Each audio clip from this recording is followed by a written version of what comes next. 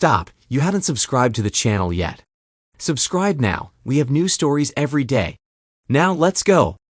These events took place several years ago, before the Waldorf Astoria began its reconstruction. The elegant vestibule stretched from Park Avenue to Lexington Avenue. In the middle stood a large clock, richly decorated and gilded, with the Statue of Liberty on top. When you're there, I am sure they will still be there to see the landmark, an ideal place to start celebrating a wedding anniversary. Robert Jones, an experienced editor of a well-known newspaper, hurried down the street through swirling snowflakes to meet his wife of 25 years, a successful marketing manager. Anne was, of course, already there, always on time. They were a strong couple, accomplished, respected, independent, and devoted to each other. Robert was a gracefully aging successful man, whose charm and sharp mind made him invaluable in the main news department. Anne was the driving force behind many successful marketing campaigns in the cosmetics industry, charming herself and known for not suffering fools, regardless of their race, creed, or gender. Robert reached into his pocket. Who knows how many times he had done this while rushing here? Christmas coincided with their 25th wedding anniversary. A long, thin box contained a diamond necklace he had made for her, with 25 stones, his love for her traced in precious gems. He had secretly saved money for several years to afford this gift. Robert loved beautiful words, so the box bore an intricate inscription, "Our love in diamonds." Why such an extravagant gift? Of course, 25 years was a milestone in itself, and Christmas was always special for them. They had met at a Christmas Eve party and held a date every year in honor of this wonderful holiday. Due to the snow, the night felt special, and he felt his excitement growing as he hurried to his beloved woman. The Salvation Army Brass Quartet stood by the central station, and he crossed the street to make a donation. This slowed him down, but he couldn't help himself. It was Christmas. Even inspired by the Christmas spirit, he felt there had been dark times in their life together. It seemed they were drifting apart. Anne's career growth in her company burdened her with increased responsibilities and a new need for travel. Robert led a group of young reporters, full of energy but with little experience and great potential to land his beloved newspaper in court if not firmly guided. They had started seeing each other less, and Robert feared that he and Anne were beginning to get used to it. He suggested that they not pay so much attention to holidays and find something they wanted to do, possibly together, but possibly not. He hoped to capture Anne's attention and draw her away from what absorbed her to join him in renewing their marriage. He was confident she would never deceive him. Their relationship had always been strong, and he trusted her. It never crossed Robert's mind to ask if Anne was happy with the state of their relationship. Some things should be taken for granted. Isn't that what trust meant? Robert carried flowers in his hands. He hummed a Christmas tune, walking with a spring in his step. He couldn't wait to embrace Anne and then whisk her away into the magical night he had planned for them. At that moment, a few men exited the bar. Anne was right behind them, standing by the clock and looking around. Of course, she was happy, and she was never late, while Robert, it seemed, was always late. "Hello, my love." One of the men separated from the group to approach her, tightly embraced her, and kissed her gently on the lips. In her confusion, she instinctively responded deeply to his kiss. "Mike, darling, what are you doing here?" Realizing that her husband could appear at any moment, Anne, visibly flustered, pulled away. But it was too late. Robert had already seen what had happened. He stopped and stepped back to see what would follow. Anne was still looking around, clearly nervous. "I'm in town for a quick meeting, then flying out of Kennedy Airport to London on the first flight in the morning. Are you free tonight, love? Your husband?" Without even realizing it, Robert slowly moved toward them, listening with growing anxiety. Who was this man? What was he to Anne? He could see the wrapped gift in her hands. Was it for him?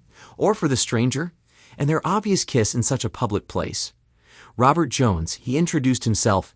Anne's face froze, her gaze flicking between her lover and her husband. "I see you know my wife, and you are." Bill Johnson, came the stammered reply. Bill looked helplessly at Anne. What was he supposed to say? "I see I've caught you both at an inconvenient time. You two should catch up. There are plenty of free rooms in the hotel if you haven't booked one yet. I must go, and perhaps we'll meet later. I'll call a taxi." Robert fumbled in his pocket, trying to get his phone. Instead, he found himself pulling out the gift box, and Annie nervously twisted her own gift in her hands, not knowing what to do. "And don't worry, I'll find my way." Robert looked down at the shiny long flat box with the sparkling black ribbon. Tears stood in his eyes. "No matter what, this is for you." He turned away as he thrust the necklace into her hands. Behind him, he could hear cursing. They were exchanging angry words. He stopped paying attention to it. Robert needed to leave, to get away. How did it come to this? What had he missed, being so caught up in work? How could his Anne betray him like this? The wretched woman. Robert. Robert. Anne was calling him, but he was already on the top step of the staircase. Her voice grew closer, but he was already at the exit. A taxi was standing there, and he quickly got into it. Robert gave the address and disappeared. Anne watched as the taxi merged into the stream of cars. One taxi in a sea of vehicles, hopeless to find. What had she done? Robert was never supposed to know. She had been so careful. How could she?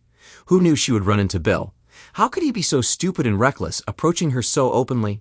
Did Bill ruin everything? How could she fix this, if at all? Bill separated from his companions and finally caught up to her. Anne, are you okay? Do you think he suspected anything? Anne, you saw that he understood everything. Of course he suspected. Anne, I'm so sorry. Anne nodded and told Bill it wasn't his fault, but her entire demeanor blamed him. What gave him the right to treat her like that? In public, where anyone could see. Couldn't he have just greeted her and moved on? This was a disaster. Robert was devastated. She would have to change her schedule to find time for her husband. She would talk to Robert and explain why they had overcome this unpleasant situation. Soon, Anne thought of what she would say to bring Robert back to his senses. It was a good plan, and she saw no reason why it wouldn't work. Robert looked out of the taxi window at the passing lights. What had he missed? When had Anne managed to drift so far away? Was he angry? He felt that way, but if so, why didn't he scream and punch that bastard? Instead, he was alone, running away from his beloved wife, lost in mutual accusations, silent, trying not to cry. Whatever he felt, it was much more than anger. For the first time in his memory, Robert Jones didn't know what to do. He felt blinded, abandoned, and betrayed. When Anne returned home, Robert wasn't there, and it wasn't surprising.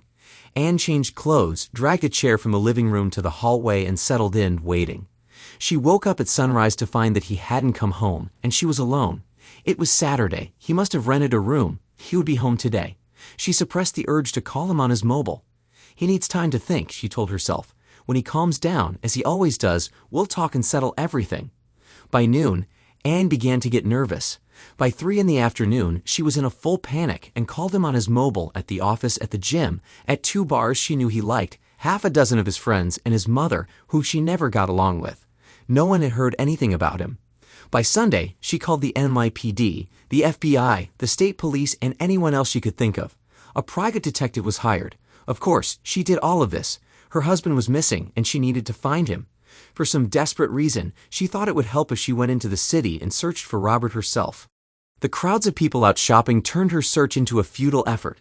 When she called her sister Beth for help, her family saw for the first time how dire the circumstances really were. By Sunday dinner, Anne's 2 sisters and their husbands, their children, her parents, her mother's sister Beverly, Robert's mother, some of Robert's oldest friends, and her immediate colleagues from work had gathered in the dining room, listening to the detective. People go missing all the time. The holidays are always an inopportune time for emotional trauma, and Christmas especially. There was no reason to believe an accident had occurred or that Robert was injured. He experienced a strong emotional shock. This remark drew several sharp glances toward Anne. From everything the detective heard, Robert was a sensible guy. They should give him a chance to resurface and see what he says. Anne became furious, shouting no, that wasn't all they could do. No, they weren't going to wait and see if Robert's body floated in the river. The detective needed to put aside his other cases, do his job, and find her husband. Didn't they understand? Anne wanted to scream at them. She needed her husband.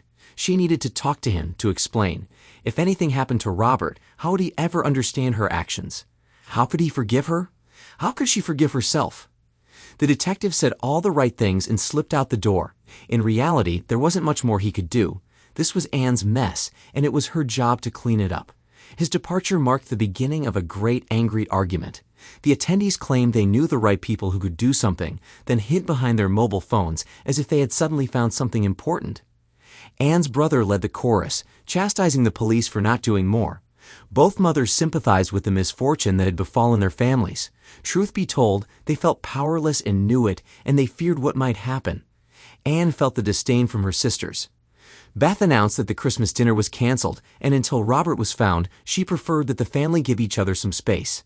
As the voices grew louder and then fell silent, Anne's anger was exhausted, and fear gripped her throat.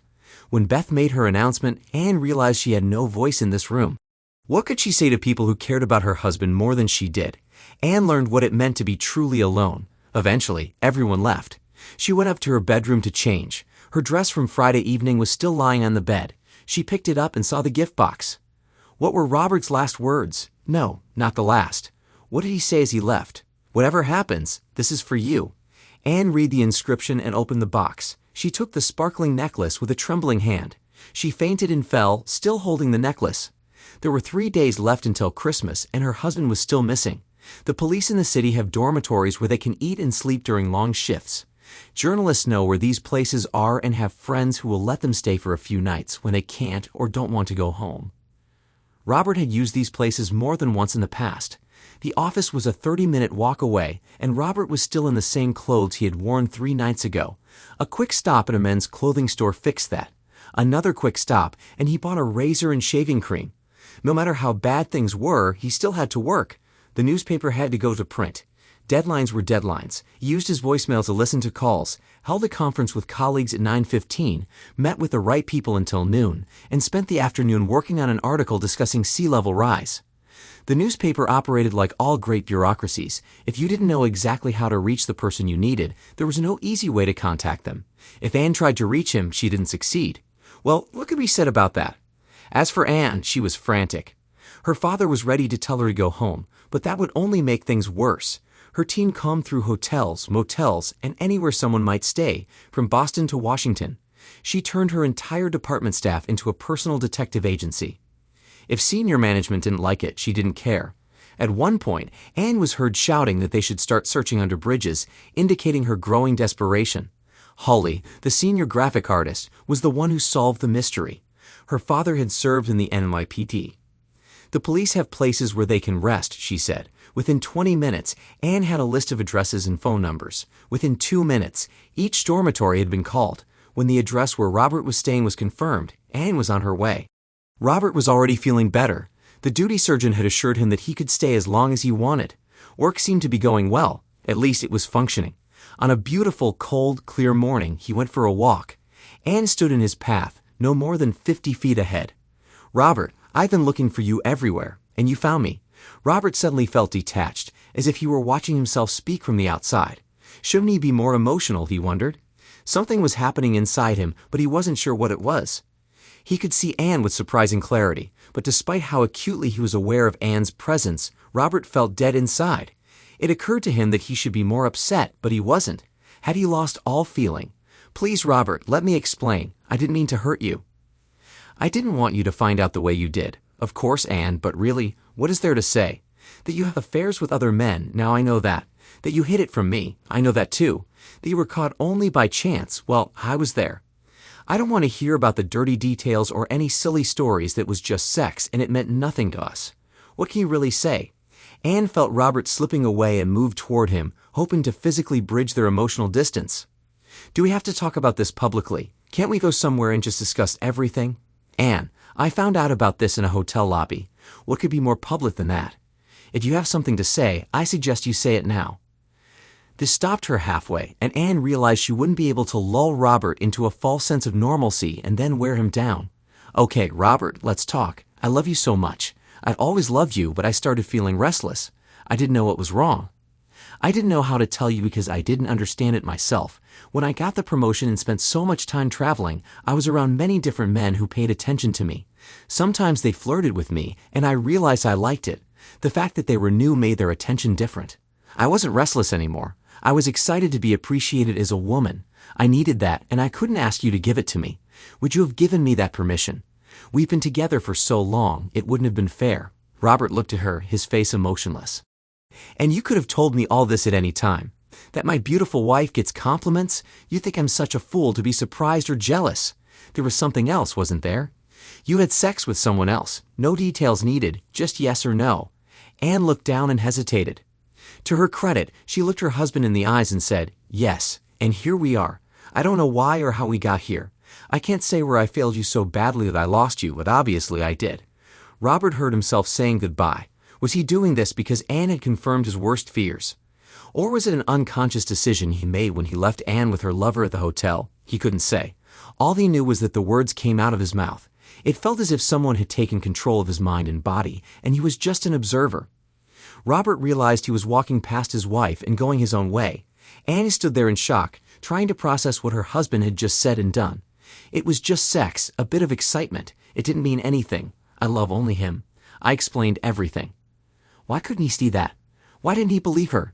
The city blocks in downtown Manhattan are short on the north-south streets, but long on the east-west streets. As a native New Yorker, Anne found herself lost on her way back to her office. She kept looking for landmarks, something to orient herself. But she was too distracted. She kept replaying Robert's words. "You didn't mean all that, did he?" Her feet hurt, she was cold, and her phone kept ringing, so she turned it off. Why hadn't he really said anything? He didn't want details. How many men? Were they better lovers? Were they rich? Were they bigger than him? Better in bed? Isn't that what men want to know? Words they could throw in her face, all the possible reasons. Robert just didn't want to know. The mere fact that Anne had hidden what she was doing was enough to break him. Had she underestimated him? Was Robert really that weak? Why didn't he fight back? He should have claimed her and fought for her. That's what men do. It struck her later, like a sharp pain. No, fool, you broke your husband's heart because you didn't believe he would listen to you. You never gave him the chance to talk to you about what you wanted. You never told him you were changing. You didn't give him a chance to find ways that both of you could use to make it work. Why should Robert believe you now when you didn't trust him before? No, Anne, the truth is that you were afraid Robert would say no. And even if he did, you would still cheat on him. You didn't love him enough to tell him and live with the consequences. You made him second to your lover and yourself. You lied about it. You betrayed him for sex. And now you can't live with what you've done. The lies we tell ourselves are destructive. The truth, if told too late and for the wrong reasons, can be even worse. Her conversation with Robert was a mistake and another disaster. Anne picked up the phone but then slowly put it down. Robert was right. She had nothing to say to him or anyone else. She had destroyed everything. Christmas came and went. Beth softened, and the family gathered on Christmas Eve to feast and exchange gifts. Anne was invited but knew it was better not to attend. No one wanted her there. A few weeks later, Anne was on a long conference call when her father called and told her she needed to take an emergency call. Robert was in a psychiatric ward for observation. He had attempted suicide. He hadn't shown up at work for 2 days. The police were called because Robert was found sitting with a loaded gun and a suicide note, which he come. She was listed as the emergency contact in his office. Anne was already on her way when her colleagues provided Robert's room number and the doctor's name. By the time she arrived, Anne had composed herself and demanded to see her husband and his doctors immediately. At the meeting, there were 2 doctors, both certified in psychiatry, one of whom was the author of a respected textbook. The other was the principal investigator leading a national study on depression and suicide in middle-aged men. One of them said, "Your husband is very ill. He is in a state of clinical depression, has developed a suicide plan, and has taken steps to obtain a weapon. He poses a clear danger to himself, if not to others. We are taking him off heavy medication in hopes of giving him a chance to regain his strength." Whatever brought him to this state was a shock, but he isn't telling us what it was. We were hoping you could help us with that. Anne concocted a story that perhaps didn't make sense. The doctors made their careful notes and talked among themselves, as if it meant something. It didn't help Robert. She needed to talk to him. "I want to see my husband. When can I see my husband?" "We can certainly allow you to see your husband, but it must be through a two-way mirror. Right now, we can't risk anything that might worsen Robert's condition. Sadly, this may include a meeting with you." Was that a bruise on one side of his face? He hadn't shaved in weeks, and his hair had it even been cut since she last saw him. Had he ever washed? The hospital gown revealed his scrawny legs. He looked old, abandoned, homeless, and unkempt. His hands were in handcuffs. His head lolled from side to side. He was muttering something under his breath, a word she couldn't make out. What was he doing with his fingers? She moved closer to the glass. The attending doctor didn't stop her. His fingers. Was he pointing at something? The ceiling? The walls? Did Robert see her? It seemed like he sensed her presence and started yelling louder. Was he shouting her name? It seemed to Anne that he was. Was Robert mimicking shooting himself with his hand and fingers? Yes, he was aiming at his head. Anne left without saying a word. For the first time, she realized what she had done and understood what she needed to do. Visiting hours ended at 8 p.m. At 7:30, a family van pulled up with what looked like a mother and daughter coming to visit their husband and father. The security check was superficial. While the guard was distracted, the mother handed her purse to the daughter through the metal detector. No one noticed. Just before closing, the daughter left and the mother went upstairs. Psychiatric wards are primarily designed to keep patients in, not to keep people out. Anne hung her coat on a hook, donned a starched white lab coat, carried a clipboard and a sample tray, and slipped onto the floor. Surprisingly, she had no trouble finding the key at the sleeping nurse's station to enter Robert's room. How long she sat there before him, Anne didn't know. It seemed like hours. Gradually, as the effects of the medication wore off, Robert came to. She must have dozed off. When she looked again, Robert was conscious and staring intently at her. "Why are you here?" "You asked me to come, and I am your wife," she answered. Robert looked away. "Robert, you told me what you wanted. You told me what to do." Out of the corner of his eye, he watched as Anne pulled a small gun from her pocket. "I know you want to die. Because of what I did, you want to die. And so do I. We once had a good life together. Let's end it the same way. I'll go first, then you. And maybe we'll see each other on the other side." Robert looked at his wife. He saw in her the girl he married and all the good times they ever had. She had her plan, but he had his own. To Anne, it felt like Robert was looking at her for the first time, and she had never felt more uncertain. "Give me the gun. Check the hallway." Anne handed him the gun. The hallway was empty. She thought her mind would be racing, but it wasn't. What would it be like to end her life? Could she do it? Could she put the gun to her head and pull the trigger? It sounded like a plan, but it really wasn't. She was running away from her own life, part of her hoping that after death, they would truly be together. If not, at least she would share her husband's fate. In their shared decision to end it all, there was a dignity that Anne could accept. They come by every half hour, keep an ear out. After the next round, we'll do it. Anne watched. It was her duty. She owed it to her husband to join him. Her throat tightened, but she could do it. She had to see it through. It was the only way to fix all the pain and suffering she had caused. She closed her eyes and whispered a small prayer to whoever might hear, hoping that she and Robert would be together forever. "It's time. Let's do this. Sit on the bed. You first." Anne sat beside him. She hadn't been this close to Robert since that night, and it made her nervous. But it made sense. The gun would fall where Robert could reach it. She took the gun, expecting it to be colder. She shouldn't hesitate, she thought. Placing the barrel to her temple, she mouthed, "I'm sorry," to her husband and pulled the trigger. Nothing happened. She pulled the trigger again, and again nothing.